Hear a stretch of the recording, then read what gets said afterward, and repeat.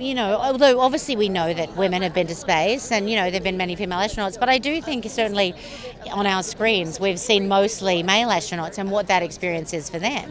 So I think it's kind of amazing to see it from a female perspective, which is slightly different. I think there is, one of the things that we deal with in the film is like, her husband, who also understands and works at NASA, she comes back and he's like, okay, well, do you really need to go back there? And of course, once you have that feeling, you want to go back.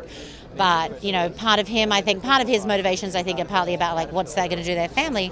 But the truth is, if you're, the other half of someone who's doing that, you're scared that they won't come back.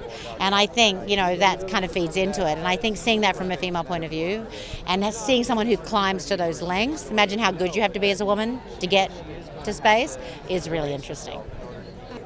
Yeah, so it was a script that I was partnered with Reese Witherspoon at the time, and so I remember Maha Dakil, who actually works with Natalie as well, sent us the script and said, you guys have to read this script. And at the time it was called Pale Blue Dot, which of course, refers to the Carl Sagan quote.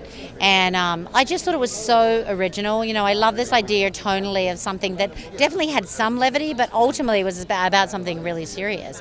And, I just love anything driven by characters. So, we were just super excited. And we were super excited about that process of finding a really visual filmmaker. Because it's always great to get a script that you think filmmakers are going to be attracted to making.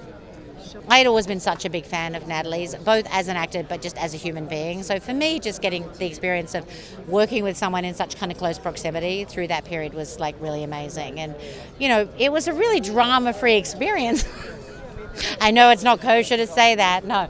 But it was a really it was just like an amazing group of technicians as well behind the camera. One of the great things for me was also seeing Polly Morgan, who's the female DP, because Noah was so conscious of, because he's a male director, of populating his departments with female department heads, which I think, you can't help it if you're a male director. Sometimes you want to tell a story with a woman at the center. But, I think it was a really big thing for him to kind of, help rise some of these women up behind the camera. And that was a really exciting part of it for me.